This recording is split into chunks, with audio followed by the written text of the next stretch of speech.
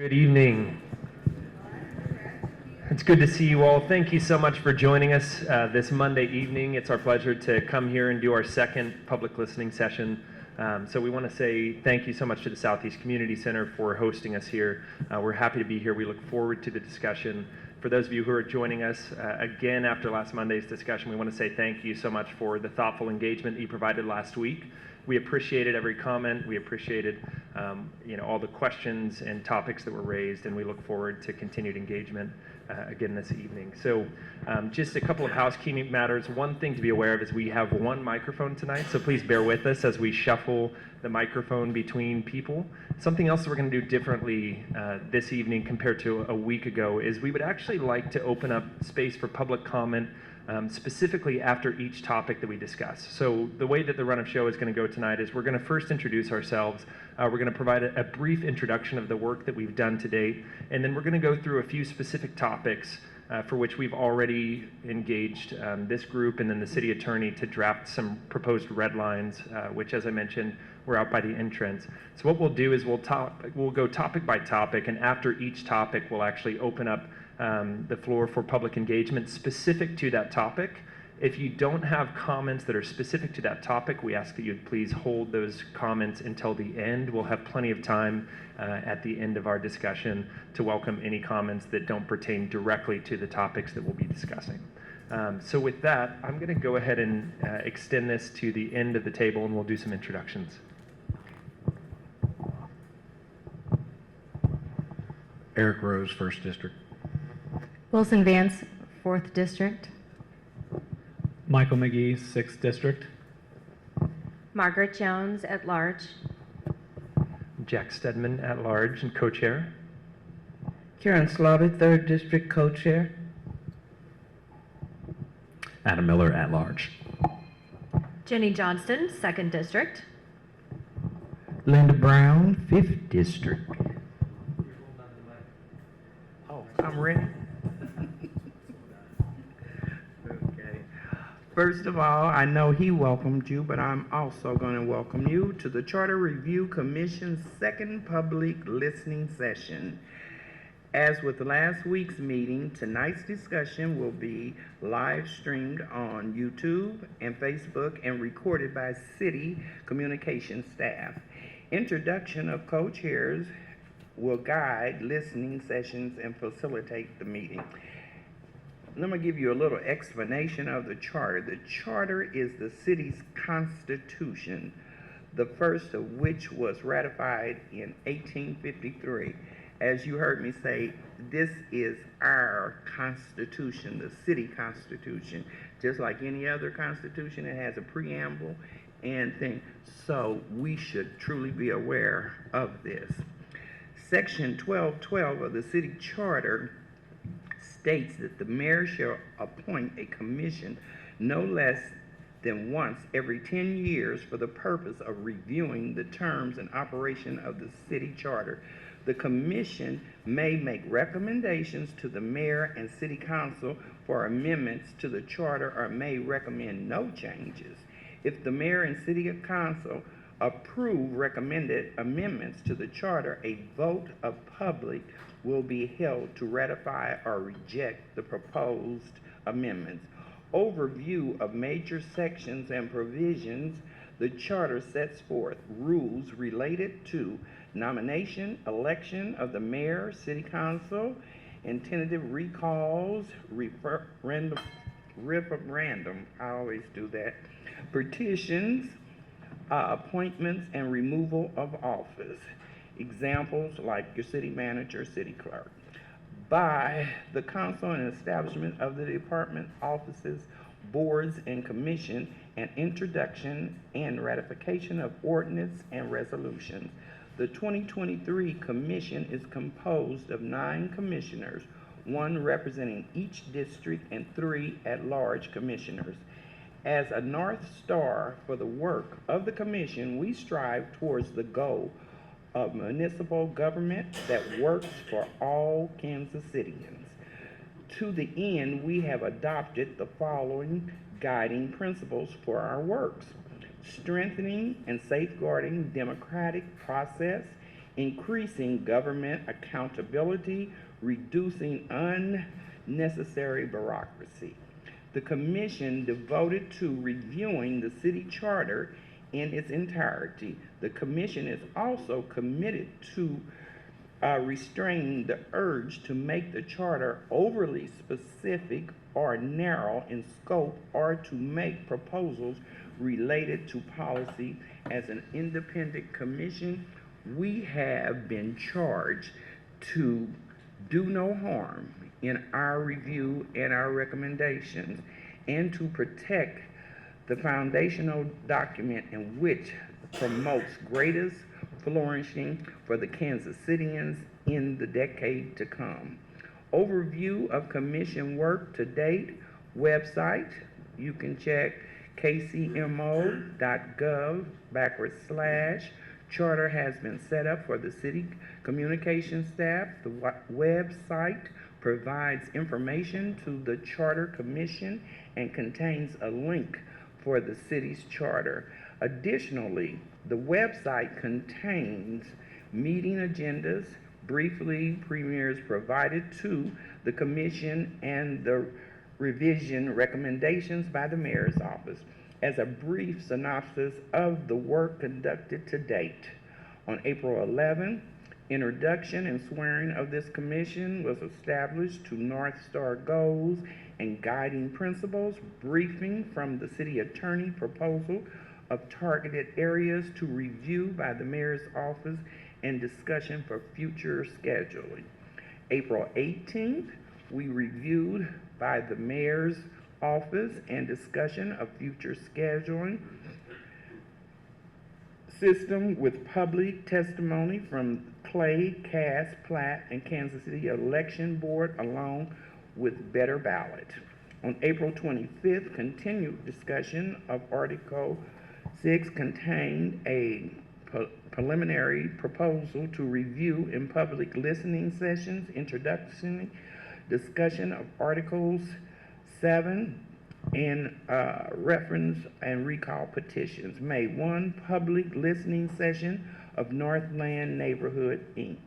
May 2nd, continued sessions for Article 7. Reviewed a feedback from public listening session, creation of the preliminary Article 7 proposal for review on May 8th, public listening session. May 9th agenda, review and feedback from public listening session and continued discussion for Article 7, discussion of timeline to charter review, commission work, and identification of proposal on which the commission has reached consensus, if any. Thank you so much. We appreciate that. You took us through it. Deep breath now. Outstanding. So with that, we're going to turn to our first topic, which we've reviewed, and share a bit about one of the proposals that we'd like to put forward for public comment this evening. So the first proposal we want to talk to you about is how we want to create a centralized filing system and a random ballot order process. Currently, candidates for council and mayor can file a nominating petition with the Kansas City clerk or the election authorities in Cass, Clay, Platte, and Platte County. Candidates are also ordered or listed on the ballot based on their nominating petition, what time it was received. This has resulted in candidates camping outside of election board and city clerk offices the night before petitions can be received, and has created an unnecessary administrative burden to the election authorities as they try to remain consistent in how they receive and process nominating petitions. Pros to having a centralized location are: it reduces the administrative burden to the election authorities and promotes fairness and equality to candidates in how their nominating petitions are processed and how candidates are listed on the ballot. The cons to making this change, we haven't found any at this time. We've also considered an alternative, which is an option to order the candidates based on the number of signatures received on the nominating petitions. We have concerns with this approach as a charter currently because it currently provides a ceiling on the number of signatures, and removing that ceiling would lead to larger administrative burden to the city clerk and election authorities. It could also delay filing by candidates as they would seek to maximize those signatures and cause unnecessary campaign financing, possibly. So now I think we want to open it up to public comment. Yes, exactly. So we do ask, regardless of whether you would like to speak to this specific issue or you'd like to hold comments for the dedicated portion at the end, we do ask that you please fill out a speaker card if you've not done so already. Just a few housekeeping rules here. The first would be that we ask that you speak at the microphone here at the podium. That will allow everyone that's online to be able to hear clearly and participate in the discussion. The other thing I'll call out is that each person will have 2 minutes to speak, and a timer will go off when the time is expired. We know that Howard's ruthless with the timer, so don't test him. And when your time's expired, we ask that you please wrap up your comments and be respectful of everyone's time here. Last week, everyone did a wonderful job with this, but that's something that is just a great matter of respect for the whole group and our time here this evening. And then if any commissioners have any follow-up questions related to any comments, we'll provide a moment for that as well for all of us commissioners. So with that, I ask that we could maybe just have a raised hand for anybody that would like to speak specifically to the centralized filing system or randomized ballot order.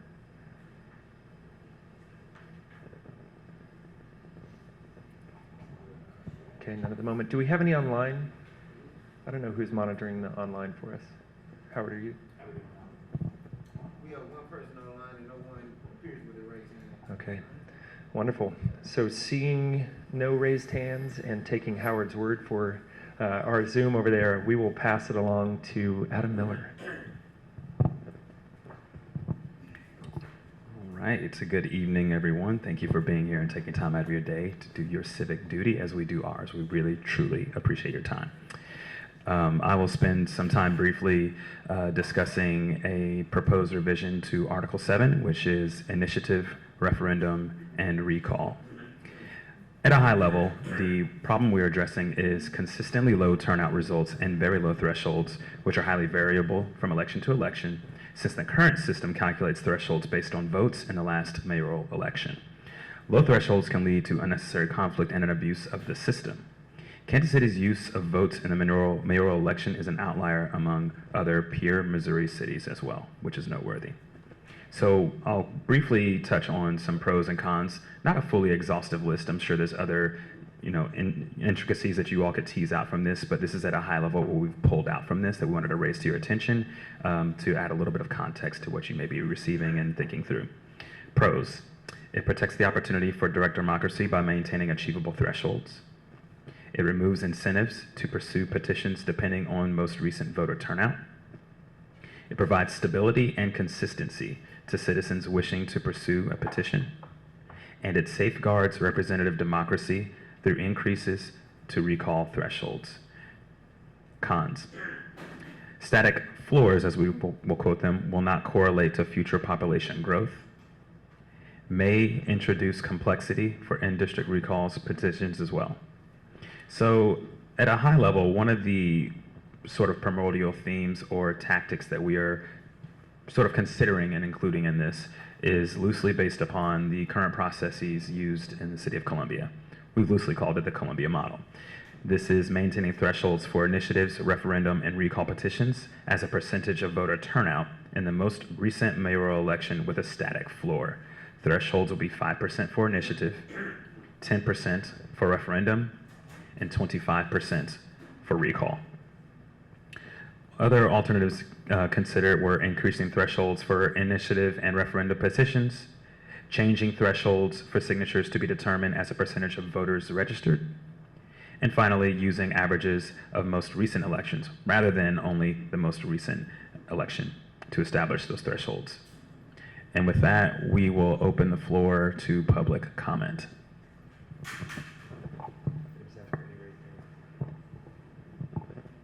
And if there's anybody that has a particular comment on this particular matter, please raise your hand and we'll bring you to the podium.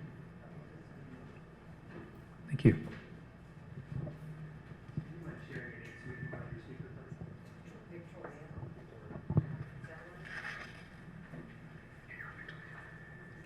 Your glasses look great with that outfit. Thank you.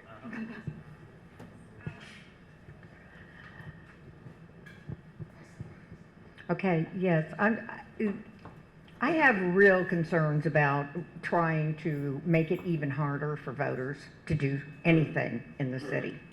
And when I look at this, and having gone through multiple petition gathering, yes, I'm sorry. Yes, I didn't come prepared to talk on this one because I hadn't paid attention to it. But anyway, it just really drew my attention, and I definitely do not like having these, because 5% of the last mayoral election didn't come anywhere near 4,000 votes, okay? Didn't. So, so you might as, right now you're just overriding your percentages by saying that you've got to have a minimum of these. And I think that that's wrong, because that, again, is making it harder, and it's hard enough. It's very difficult. If you've never been involved, I encourage you to try it sometimes. Collecting signatures takes a lot of time. It takes a lot of effort. And anybody who is ever successful in collecting enough signatures can tell you that it wasn't easy. And these kind of changes just make it harder on our citizens that are already feeling unempowered. Thanks so much.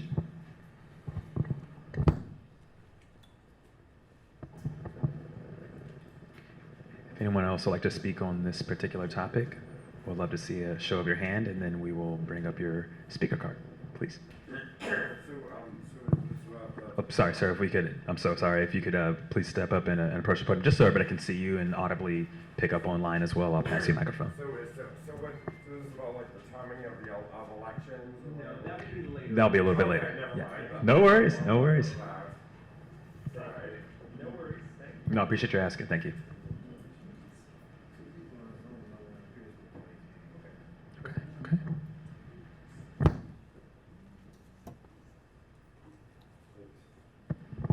Yeah, and just to take a moment to talk through our process for establishing the floors as well. So in full transparency, the floors are still a work in progress for us, but one thing that I'd also like to mention, just in response to the comment, is that we have tried to make sure that we're not artificially increasing the petition threshold. And so what we've done is we've actually taken an average of the most recent mayoral elections to establish that floor and then rounded to the nearest whole number. And so would just recommend that if anybody'd like to do more research on that, I believe the briefing documents that were originally prepared on this topic are available on the charter website. And in that, you should be able to see the thresholds for that 5%, 10%, and 20% for comparison's sake within the briefing document. So with that, I'll pass it this way.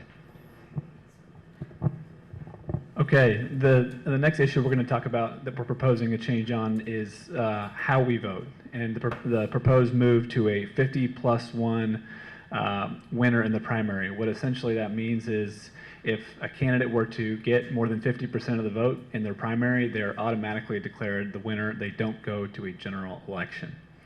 So the problem we're trying to address is voter turnout concerns that we've already talked about previously.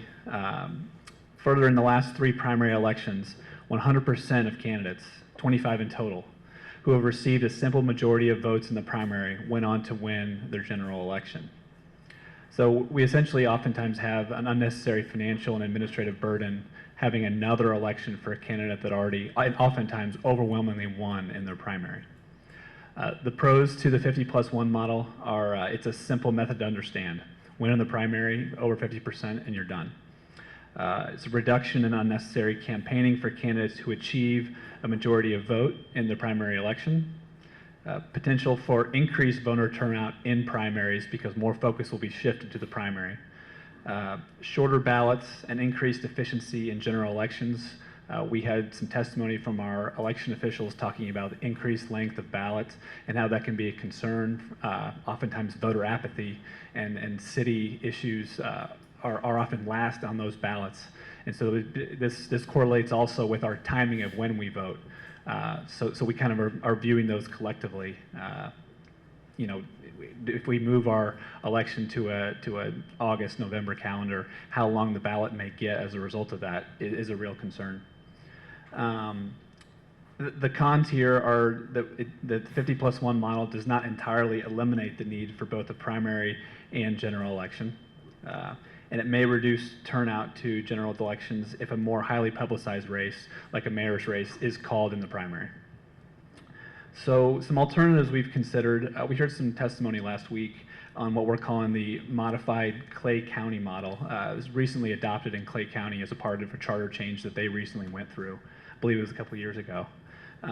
So essentially in their model, if there are only 2 candidates for a given race, those candidates go directly to a general election. If there are more than 2 candidates for a race, there will be a primary, and any candidate achieving greater than 50% of the vote is declared the winner.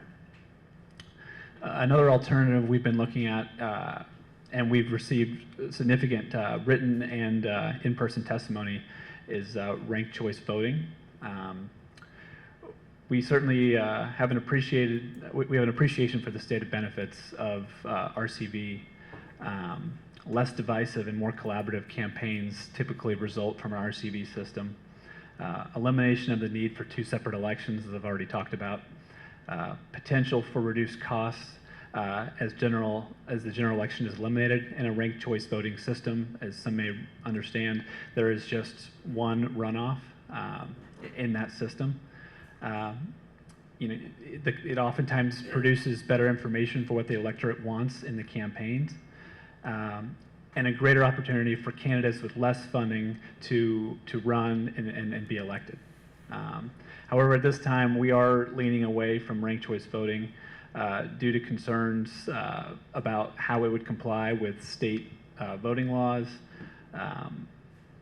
There's no other precedent for ranked choice voting in Missouri. No other municipality has done this yet. And there are concerns about reduced voter turnout. We already have very low voter turnout, and so the concern here that confusion with ranked choice voting might even drive turnout further down.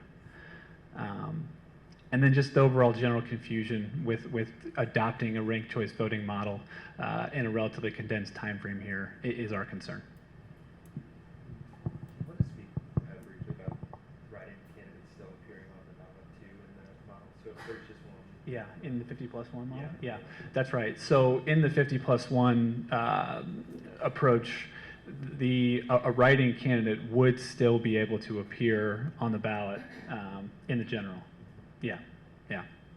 So that write-in ability is preserved. Okay, so. Yeah, with that, if there's anyone that would like to speak to this topic specifically, okay, you want to go ahead and queue here at the podium, and you can grab the mic from us on the way up? Yeah, absolutely, and then you can second as well.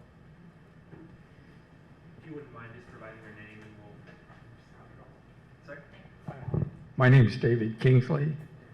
Perfect, thank you so much. Yeah. You can speak to the podium.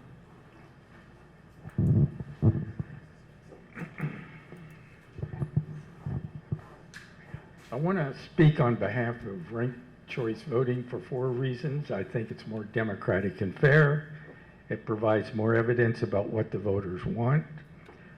Stops scapegoating third parties as spoilers, and will increase, in my view, voter turnout.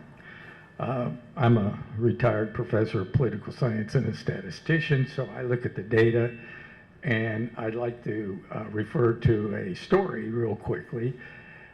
Even though this is a national level election I'm talking about, but when you look at the 2016 presidential race, the 3 states of Pennsylvania, Wisconsin, and Michigan, we had a very close race where neither of the 2 leading candidates got 50%. They were very close. Hillary Clinton lost by 77,000 votes approximately. Right. That's correct. Jill Stein has been scapegoated for that. However, when you look at Gary Johnson, he got about 445,000 votes to Jill Stein's 80,000. If we'd have had ranked choice voting, that probably would have changed considerably.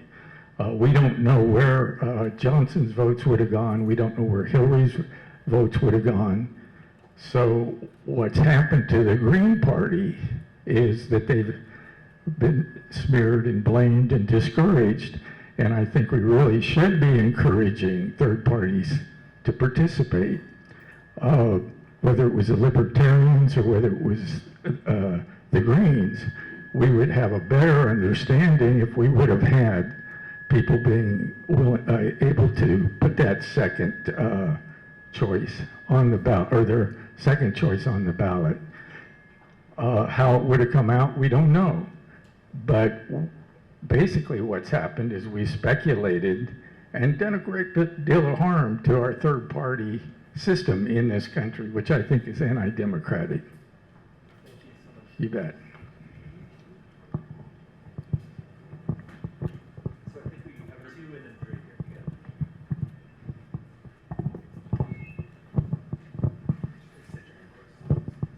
Yeah, hi, my name is Michael Wolf. I live in the 4th District. So I guess I want to start by saying that I find it weird that this is the timeline on which we're giving comments. It doesn't feel like there has been adequate time for meaningful public engagement, and I hope that you all take that very seriously, considering this is our city constitution. I also am very concerned about this particular process here, because in my experience, elections where a candidate that wins more than 50% of the vote can instantly advance are easily gamed by people with money. And so this is a potential where if somebody instantly wins 50% of the vote right off the bat, they can be funded by a lot of usually nefarious corporate interests, in my opinion, and others like that. And that allows them more easily to limit the ability of candidates that are people-powered from having the time to actually organize their base around a particular candidate. And I think it incentivizes candidates to be taking as much spending on mailers and those types of things as possible, and taking all of the agreements with it in order to win and not have to go to a second election. Historically, we've seen in other elections in Texas and in Los Angeles that these have been problems for a lot of people-powered movements there. And I think that that should be under serious consideration. And then the last thing I will say on this is I do actually support ranked choice voting. I find it interesting that we are concerned about like the state of Missouri here, like, and other precedents within the state of Missouri as a way of like, why aren't we leading by example and setting precedents? Like, and this idea that people will find the process complicated, to me, is an assumption that it's like the city's job is to make it not complicated. So, like, why are we, it feels like the implication of that, whether it was intended or not, is that people are stupid. So, thank you. So yeah, my name is Gregg. I am a resident of Kansas City, District 3, and an advocate of ranked choice voting. I particularly want to address the Commission's concern that there is no precedent for Kansas City to adopt ranked choice voting to elect the mayor and city council. As St. Louis modified its charter to adopt approval voting, St. Louis was forced into this inferior alternative method because its voting machines are not capable of using ranked choice voting, although municipal leaders had publicly expressed support for ranked choice.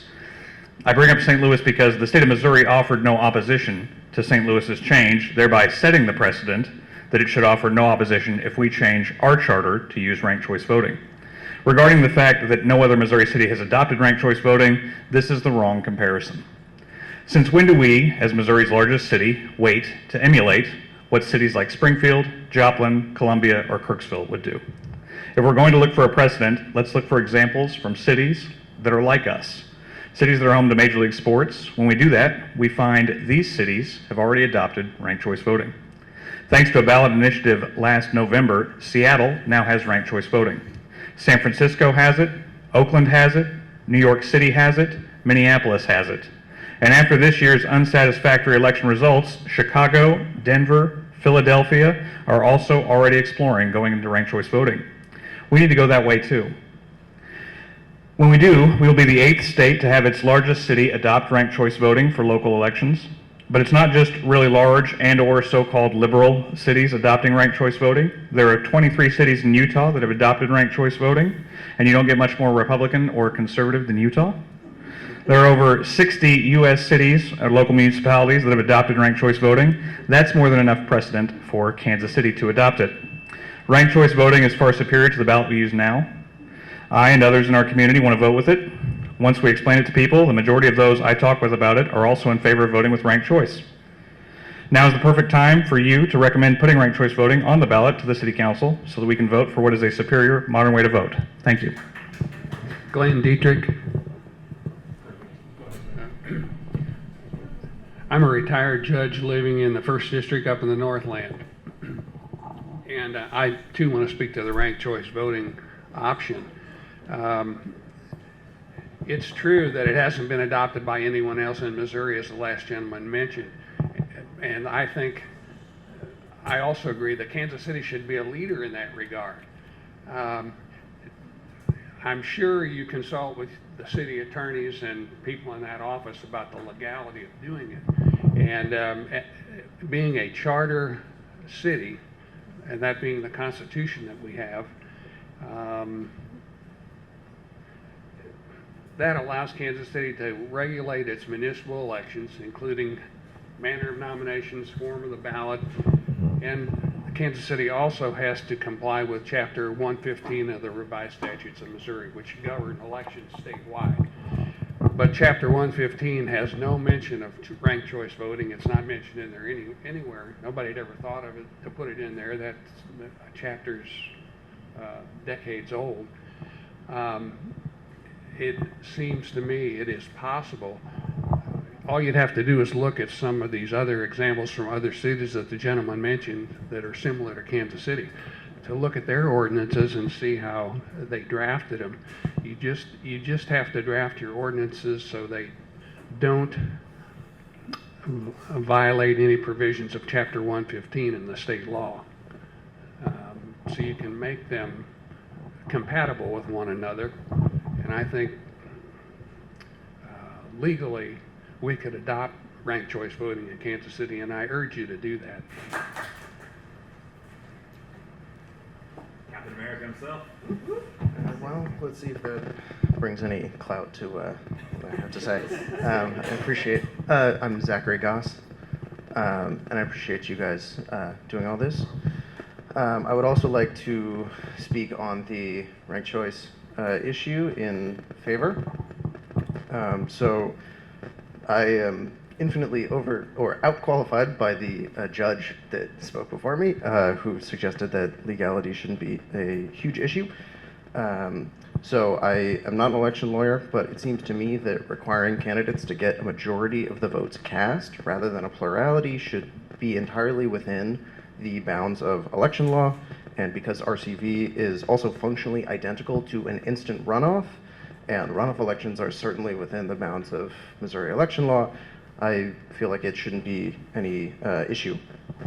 So with concern to the lack of precedent for other municipalities in Missouri, that might be true, but I would like to second the points from the previous speakers that we should be honored to lead on this. And just to speak candidly, I think we can all look towards the 2024 presidential election and be woefully disappointed in the two-party system, given that we are likely to have a rematch from the election from 4 years ago, and two parties just aren't going to cut it, I think, going forwards.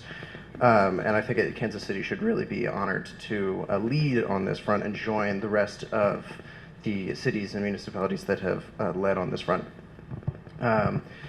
To the concern regarding turnout, I think one of the reasons why people don't come to elections is because why would they? When it's red team versus blue team and that's all they got, and especially on the local level, a lot of these are already kind of decided in landslides.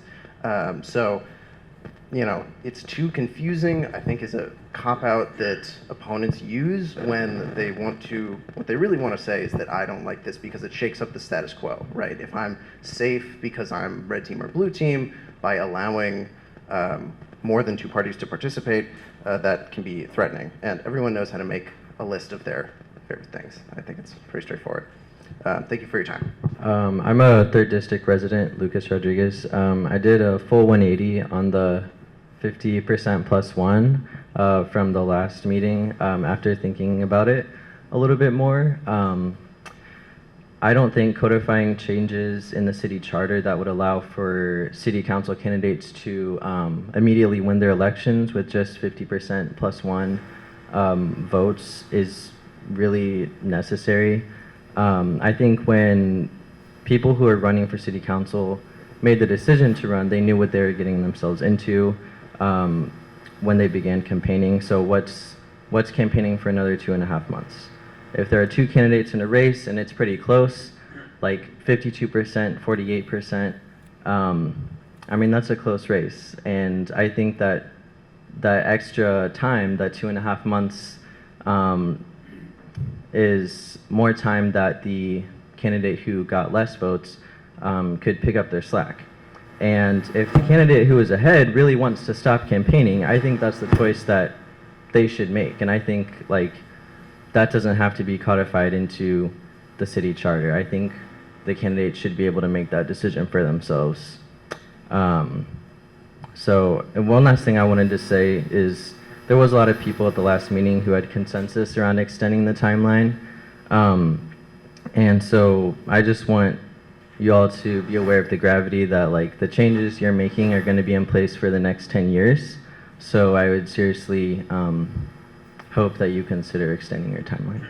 And so I am here to speak for ranked choice voting. And one of the things, the biggest thing I want to speak about is, you know, the commission really isn't the decision maker on whether or not ranked choice voting is done in Kansas City. You guys are the decision makers on whether or not it gets on the ballot. We have shown, and I think with the people that have talking, and if you go back and look at the campaign that Better Ballot KC has been doing for several years now, they have shown that the voters want to vote on this. And by the city council or the commission deciding that we don't even get the chance to vote on this, you are taking sides. You are deciding for the voters that we don't get to vote. And that is one of our biggest things. You know, we can't decide the question. I think that we have proven that voters want ranked choice voting. We are willing to discuss the Better Ballot team is willing to discuss with anybody any of the issues or concerns that are coming up. But every issue and every concern has been addressed and can be addressed. And it's a controversial issue, okay? So that's one of the things you're saying. It's a controversial issue, okay? Controversy is best decided in an election by letting the people vote. And by not allowing us to vote on whether or not we get to go to ranked choice voting, you are taking our rights away from us. And so we definitely, you know, if the question is never put on the ballot, and I do not understand why we have continued to get positive and then negative, responses, and I won't even go into some of that, but I do know this, is that it is a democracy, and we have the right as voters to vote on this issue. It has been brought up over and over again. There is overwhelming support, and the only way to prove it to anybody in City Hall at this point in time is by having an election. So let's have it. Good evening. I don't think I need a mic, but if I have to, I will. I'm Colonel Mike Ford, United States Army, retired, 36 years, 5 combat deployments. And I am a supporter of what the issue they're talking about today. You want me to hold it? Really? All right, then at ease. So you can go start that clock over. One thing I want to talk about real quick is ranked choice voting. Mike, you brought up an excellent point. The fact that turnout is low. My first thing I asked this whole commission, how many of you actually looked at the process these folks have talked about this evening? If you haven't, like I used to tell my soldiers when I'm going into combat, because I've had 5 combat deployments. Be informed, not influenced. If you don't know what these folks are talking about, you're 100% wrong before you go to city council and make that decision for them.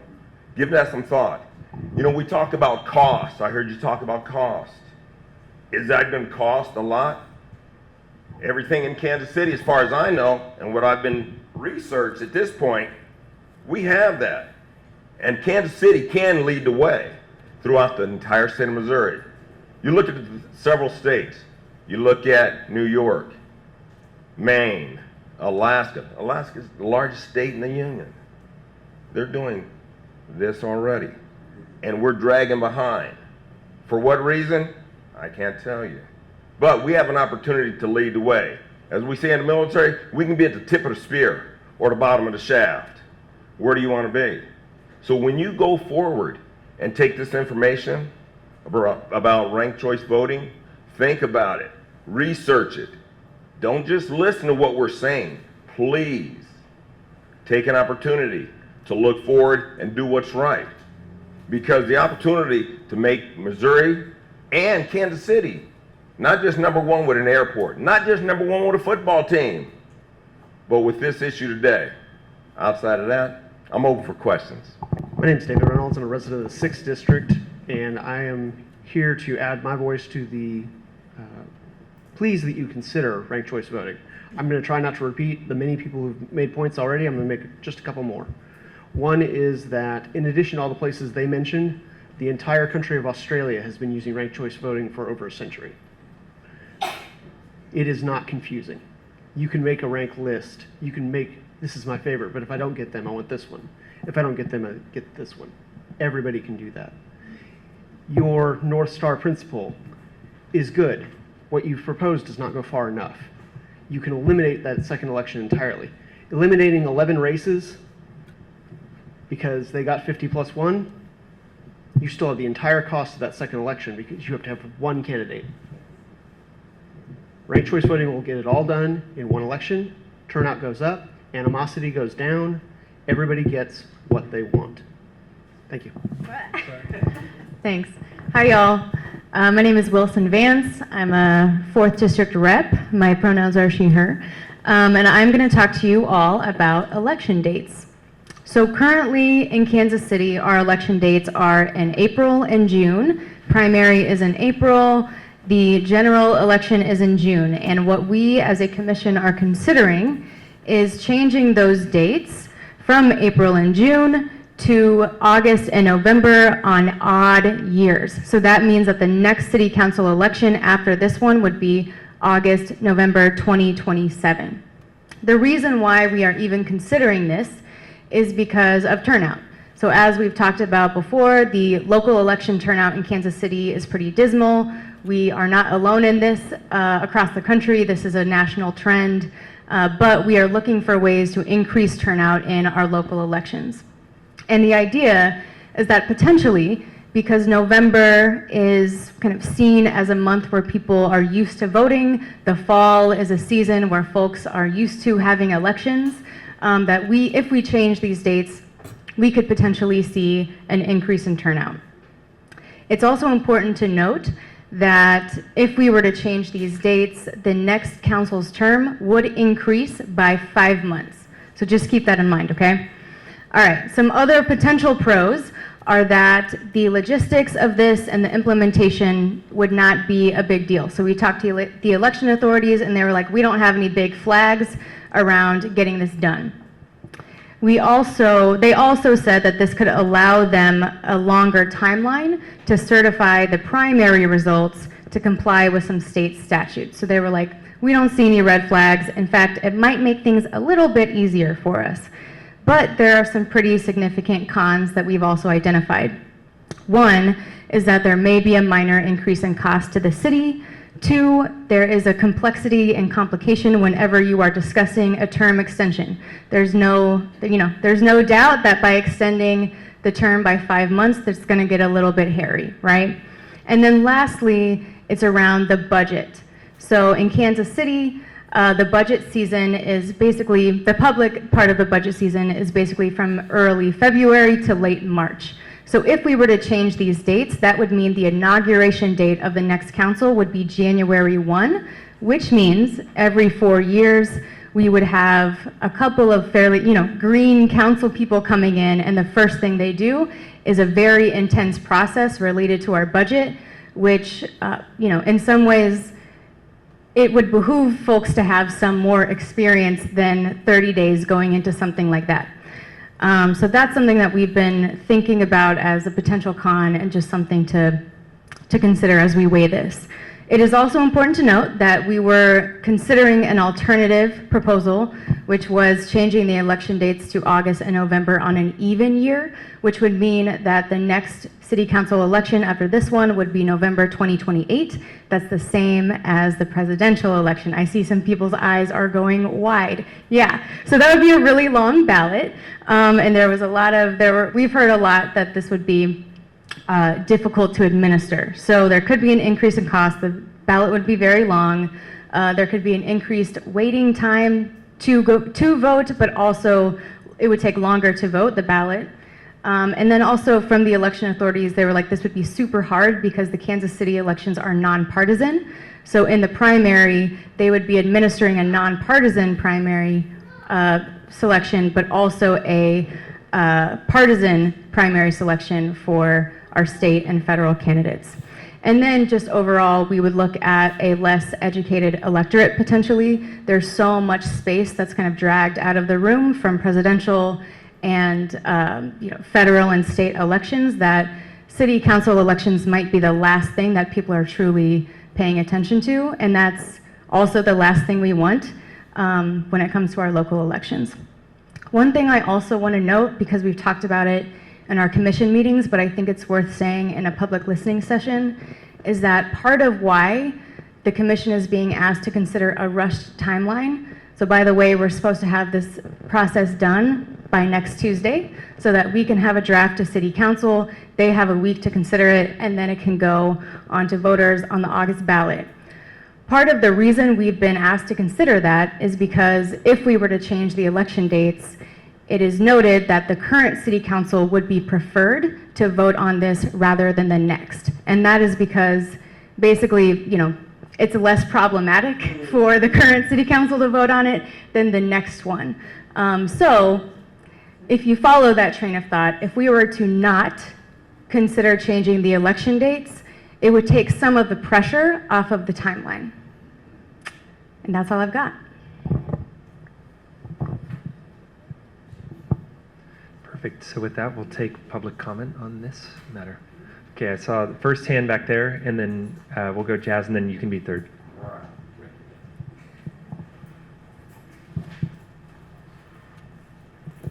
Thank you. Taki Menelaco, 6th District.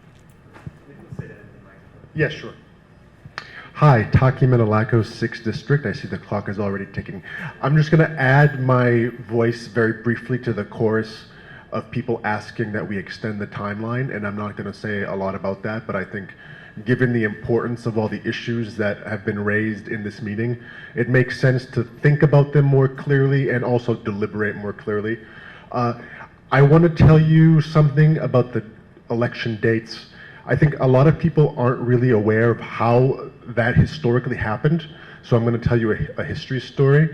After the Civil War and during Reconstruction, there was a period of very vibrant democracy that existed throughout the country, and a lot of people didn't really like that.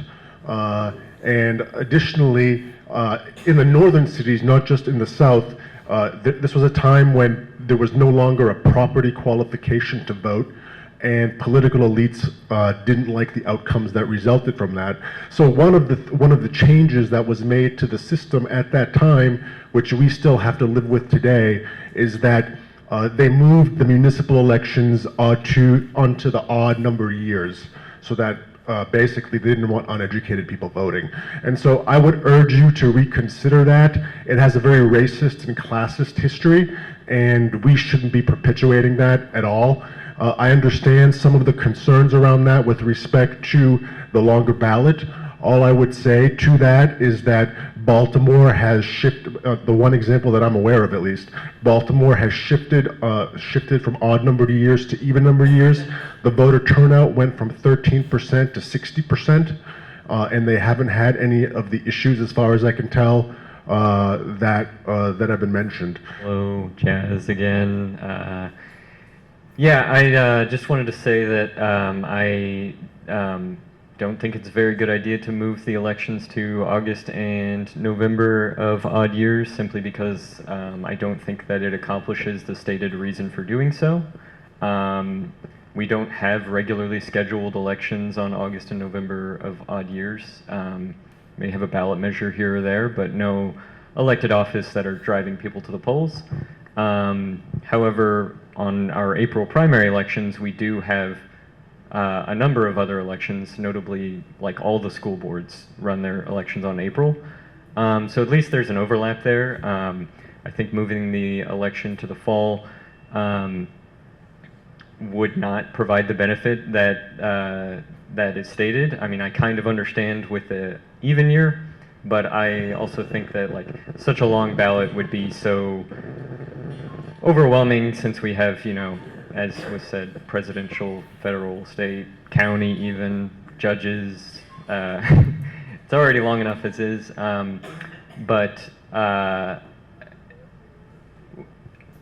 Also, I think that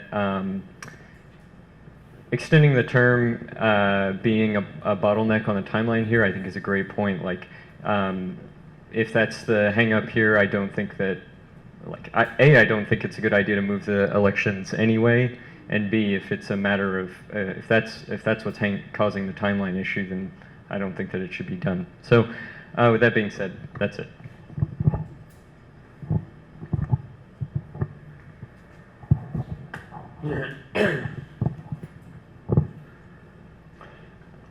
Okay, so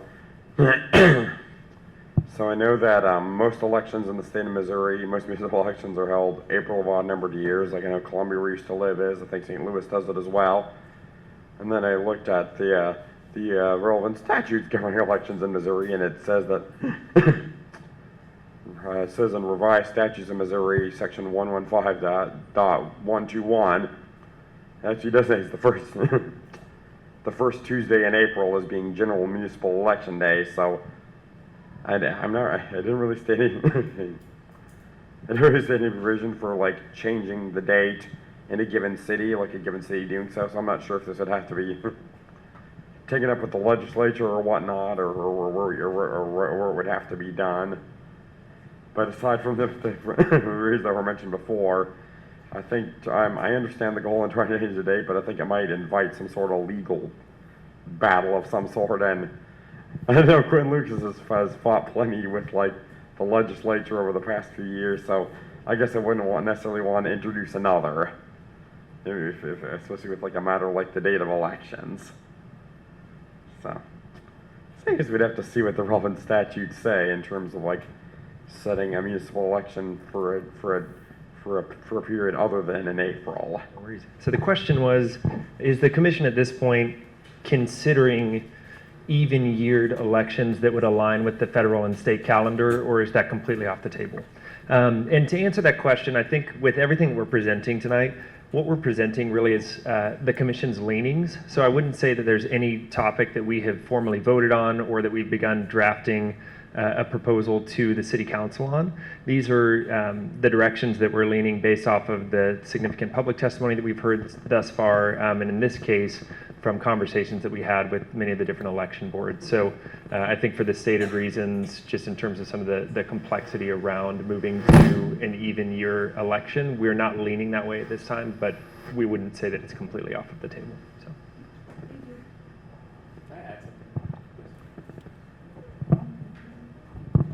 I just wanted to add that we really, truly do value your opinions and your perspectives coming into this. Case in point, the consideration of Parks and Rec was removed from the entire consideration process because we felt such an overwhelming, jarring reaction to the consideration of that. And so your opinions are taken into consideration, and we really do debrief these experiences together and really try to formulate a strategy and an approach that we feel is sound and is inclusive as much as possible of as many perspectives, and divergent perspectives included in that. So just wanted to let you all know that while it may feel that we are leaning away from you or leaning towards you in certain moments, it is in true consideration of a democratic approach and in consideration of every voice here and online and beyond.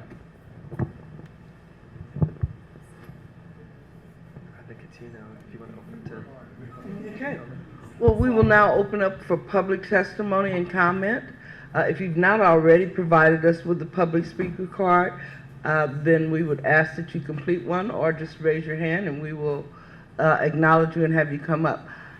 And so just looking at the cards of individuals that have not been submitted, you want to bring yours up? Jeff Jolly. Thank you.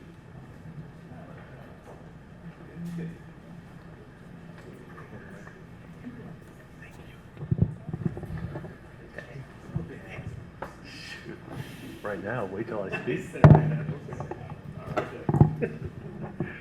Good evening. Jeff Jolly. I'm the executive director of a nonprofit called LIST, Greater Kansas City. We're a community development financial institution.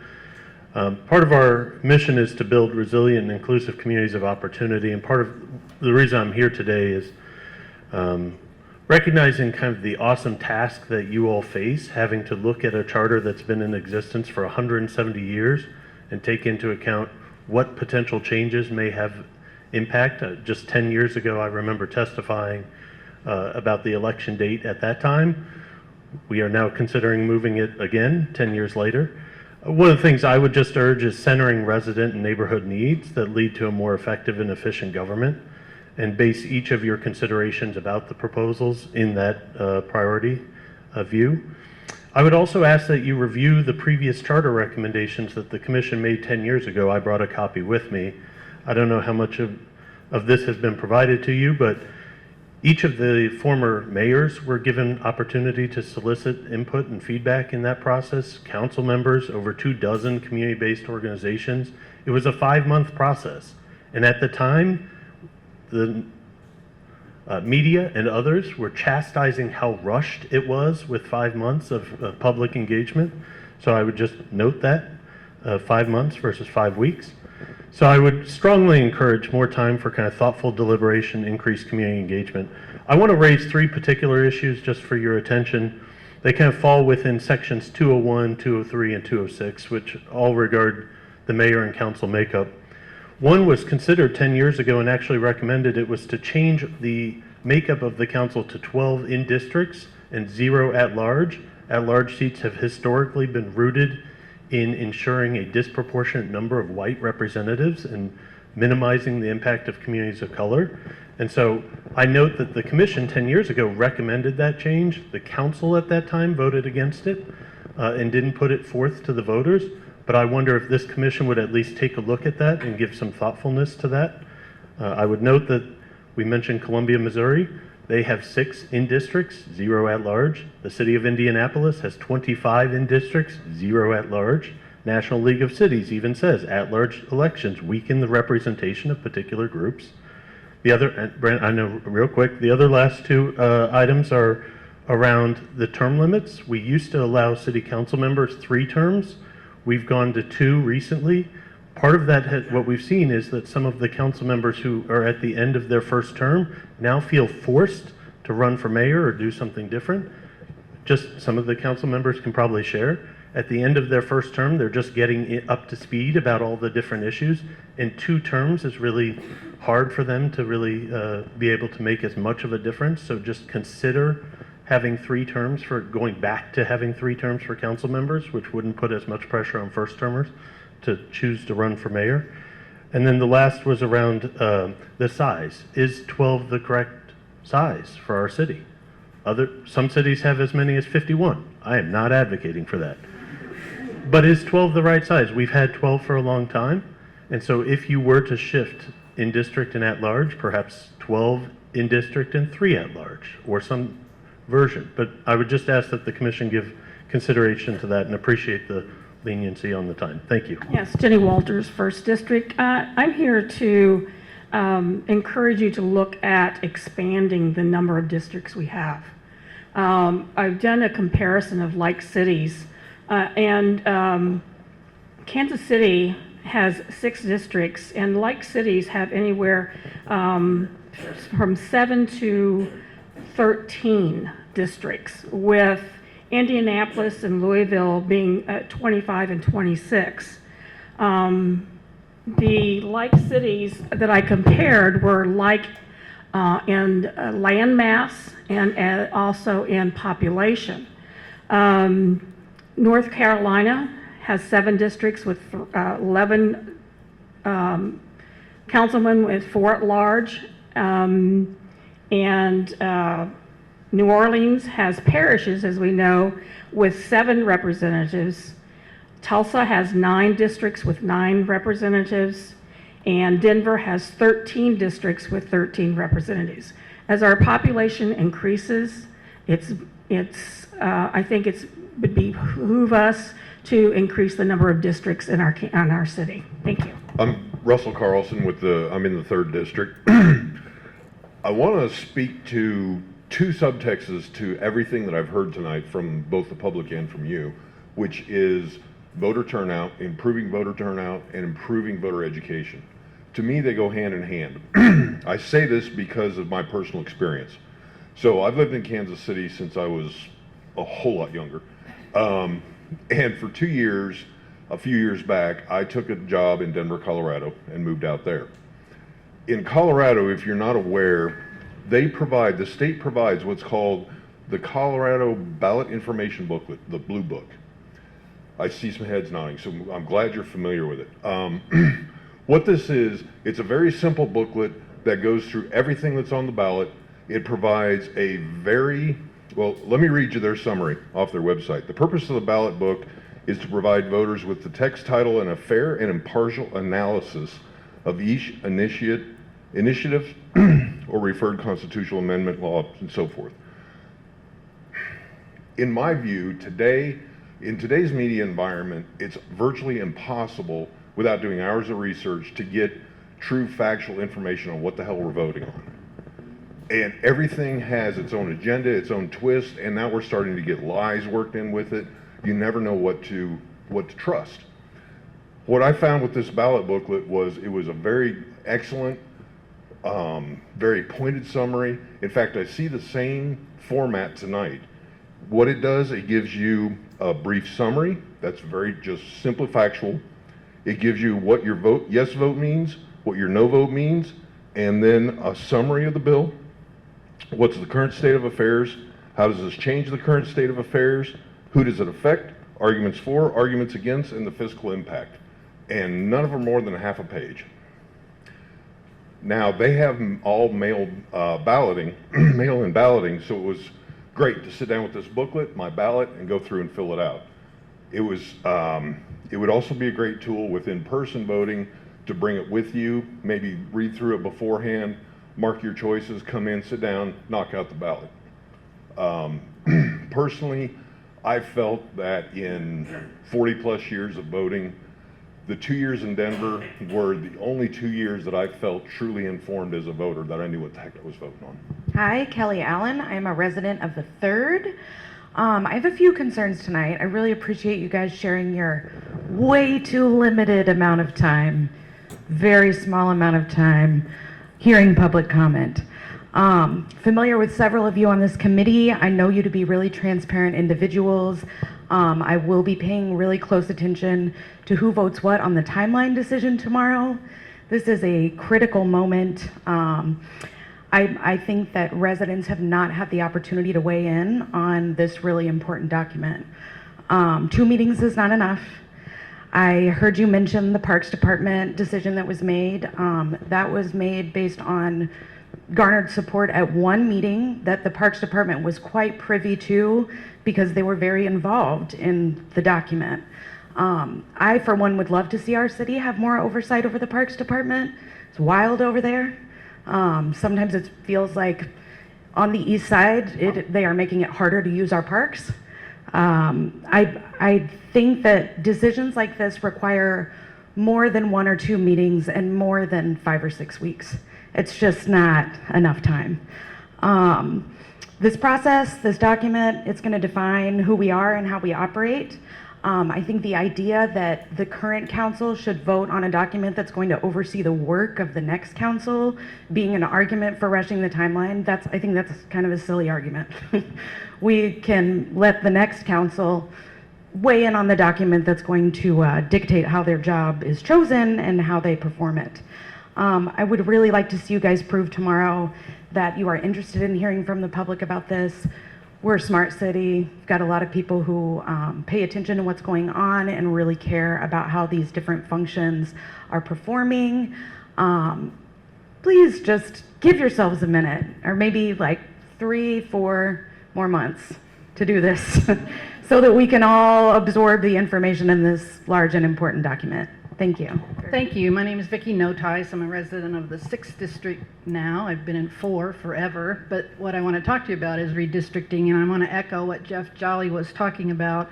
I served on the redistricting committee this last year, which was equally fast, doing in 9 weeks what you usually do in 9 months because we didn't get the census data on time. But it was very, very difficult to, I think this will be the last time that we can do 12 districts or 6 districts and 6 at large the way we have now. The way our geography works out and where our growth patterns are, it will be impossible next time to try and keep that even. They have 85,000 people in each of them this time to be able to, and usually the 1st and 2nd district are where the growth areas are, but the 4th district with downtown and River Market and Crown Center, they grew as much as the Northland did, almost 15%. And so where our growth happens is going to have a lot to do with how we divide the districts up. And if you have a whole lot of districts, like some have mentioned, those are usually alderman formats with strong mayor forms of government. And I think that's an issue that I don't think we want to go there. But I do think in order to respect the Voting Rights Act, to protect our communities of color, and to try and engage where things are growing and where they're not, it will be impossible to do this clockwork circle that we've done every time where things keep coming up. The 6th district now goes from Westport to Martin City to be able to make that work. So I know it's not on your agenda this time, or I don't think it is, but our recommendation to the council and the mayor was take your time, set up a task force, and look at this really, really carefully, because you're going to have to do some research. You've got to look at the data. Just throwing out numbers like having 7 at large or 7 districts and 3 at large, many of those could work, but you've got to run those through to make sure that that's possible to get the kind of representation that Kansas City really needs. We are sprawled all over the place. So getting 85,000 people equally with some giant districts and some pretty small is going to be impossible next time to do it the way we've been doing it. So I would urge you to take your time if you're going to do it, but to recommend also that we set this up as a separate task force with some good staffing and data behind it, so that when that recommendation comes through, you'll have plenty of time for public input, and that you won't be pushed by a specific deadline for that. If that happens, then they can call another charter change and or otherwise do it in 10 years, but it's not going to work the same way this time. Hi. I'm Bryn Musser. I'm a resident of the 4th District. I want to just echo the gentleman that spoke before, Kelly. I wrote, just anecdotally, I write a voter guide here in Kansas City that frequently gets over like a few thousand clicks every time I write it. So in the last presidential election, it was about 6,500 clicks on it, and I just think that we could do a better job of educating the public on what's on the ballot and putting a little more resources into that. I'm a public health statistician by trade, I guess. And one of the things that we talk a lot in public health is kind of addressing things upstream. So instead of just, making minimal changes, we kind of go to the heart of why somebody, maybe isn't voting. And I feel like that's kind of the thesis statement of what you've been talking about, is ultimately trying to get more people to come out and vote. And, I feel like some of the changes that have been suggested aren't necessarily very upstream. It doesn't change who can vote necessarily. It doesn't change, how we vote very meaningfully. I mean, I guess that's ranked choice voting, but we can still only show up on a few days. And so, things like mailing the ballot to everybody and allowing everybody to mail it in, or expanding our voting age, expanding who we allow to vote. I feel like when we increase the total population, when we increase our we get more potential voters to come out. So yeah, and I think another thing that I just wanted to say is that, have we really looked at and done a deep dive on why people don't vote? Are we doing data-driven solutions based on meaningful research? So yeah, I guess all that to say that I think we could have a little bit more imagination about what we're changing here, and I think we could have a little more data-driven. So my main suggestion here is that we just use a little more time. We expand how long we're going to be doing this. Yeah. Hello, everyone. Peace and blessings. My name is Ashley. I am currently now in the 5th district, and I wanted to ask a question. Wanted to know, what has the city looked at as far as, because we have an increase in our young voters. That's between the people that's going from 16 to 18, those 2 years. Like, just from my perspective, as the work that I do, we're missing opportunities to engage our younger people and to let them know about this is our civic duty. So as, I guess you would say, yeah, as members, what are we doing to inform our younger people, the ones who are 17 getting ready to turn 18, who have the ability to vote coming up? What are we doing for that? And then also too, I feel like if this is a 10-year process, correct me if I'm wrong, this is a 10-year process, right? Okay, 5 weeks isn't enough. We need more community engagement than the few meetings that we have had, only because I'm in spaces to where I'm here. This is issues that it should be in our mailbox. There should be people who've clicked on the city's website. They should get a redirect link to, okay, this is coming up in our public engagement. Making it accessible. Myself, I have a little one here. There's another lady here, I have another little one here. If we have situations to where we be able to bring children, we would have more engagement. And so just looking at it from a community member's perspective, make it accessible so you can get the feedback that you are looking for this process. And 5 weeks isn't enough. But really focus on our youth, because they're out there. They're ready. And it's our duty. It's our civic duty, and really just get them to want to vote. People, from when I knock doors and I hear people and they don't really vote into the local elections, it doesn't matter. But if you really get them engaged, that's all we really need, is more engagement. And so that's my little tidbits. And so thank you for your time. Hello again. Michael in the 4th district. As far as concerns about timeline goes, I think this idea that we should consider the political ramifications of a council member having to extend their own term being politically unviable. Like, if we should say that that's the thing that we care about at the expense of democracy, that's really weird to me. Like, those people are worried they're gonna look undemocratic, and so over that unforeseen fear of them not being able to campaign properly, or feel like they're going to be cynically like have that used against them as a campaign attack, so that we don't have an inclusive democratic process here. And now, because I think you all are working very hard, I think you all do care, I think we should take that really seriously. There have been a number of imaginary ideas proposed here, and I'm wondering how many more there are. I'm wondering what opportunities you have to actually do this job you were appointed by the mayor to do, to recommend the transformative changes that this city actually needs.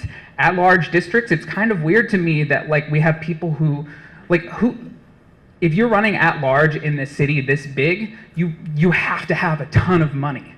That's why it incentivizes keeping the council white and of a certain class standing too. That is a really important point here. I think we have to be thinking about that. It says here that you can't run for office if you've been convicted of a felony. What is the city doing about that? I know there is Missouri law too, but what are we doing about that? Lowering the voting age is actually an incredibly great idea for the city, considering the state of public schools, the state of how our public schools are being decimated. Two of the we were floating closing several of them, and several of them are closing. We should be involving young people as much as possible in the decisions that the city is making about development and the things that affect their school. So lowering the voting age to 16 would actually be a great idea. So there are many ideas that I would recommend that you all take a look at. And really, I think my biggest ask is that you just take the time. Really ask the mayor for the time you need to do your jobs effectively, the time the city deserves to do it effectively. Thank you. Hello again. Jack, I noticed that you recalled my name. There's another commission that also got very familiar with me, and that was the Redistricting Commission a year and a half ago. I was very involved in that process. A few commissioners probably recognize me, including your pal here, Reed, was on that commission as well. And I'd like to uplift what Vicky here said, that the formal recommendation of that commission was for the mayor to create a charter review commission, what this is, specifically for the purpose of re-examining the number of districts that we have. And I think that's a really important issue that, I don't necessarily have a strong opinion on it. I do think that 6 districts is too few, but it's the type of thing that warrants stopping, taking a second, and thinking about it. Having a discussion, that's what this whole charter review process is supposed to be about. And so I'd like to echo that. I think it's something that seriously needs to be considered. Yeah, that's all. Okay, Howard has let us know that there's no one appearing with a raised hand on Zoom. We'd like to first thank you all for your comments. This has been a very helpful and informational evening of public comment, and the Commission appreciates hearing from the community. The Commission would like to draw everyone's attention to our slate of currently scheduled meetings, each of which will allow for public testimony. On tomorrow, Tuesday, May 9th at 5 p.m. at City Hall, we will have regular business. On next Monday, May 15th, 6 p.m. at Gregg Klice Community Center, we will have our public listening session. And then Tuesday, May 16th, at City Hall, 5 p.m., we'll have regular business. I'm going to see if either of my commissioners would like to make a comment as we close out this evening.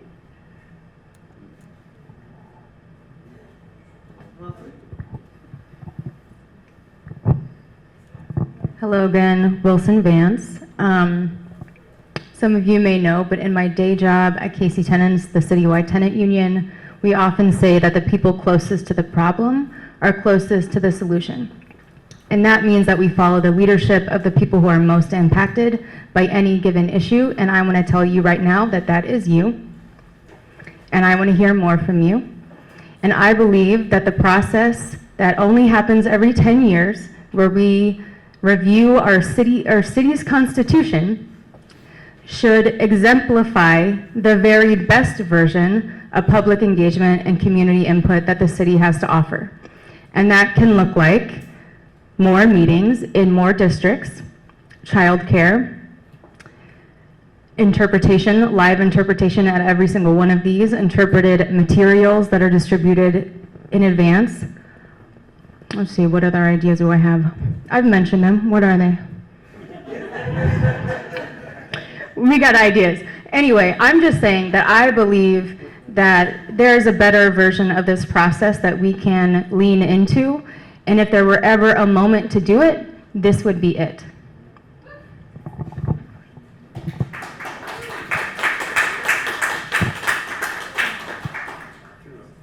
Any others?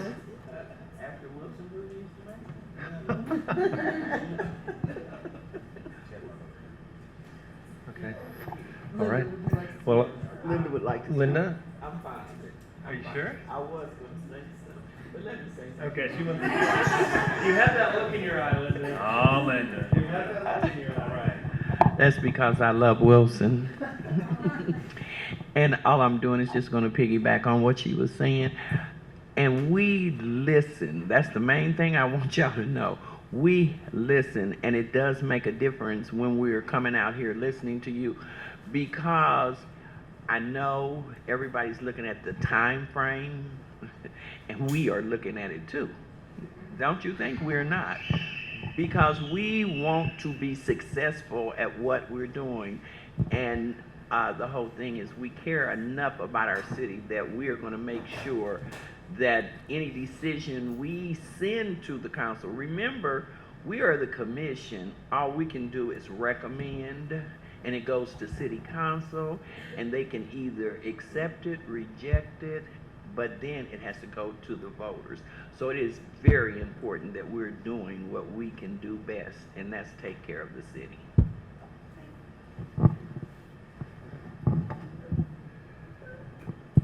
Well, thank you to both Wilson and Linda. As for myself, I want to say again, thank you very much for joining us this evening. We look forward to hearing from you. You can go on the city's website, make any comment that you didn't get to make this evening. On the website, we will be sure to get them so that we can review them. I'm going to pass the mic to my co-chair, Jack, and let him say goodnight for all of us. Good night. Thanks everybody for coming. We appreciate it, and hopefully we'll see you either in person or on Zoom tomorrow or next Monday. Thank you.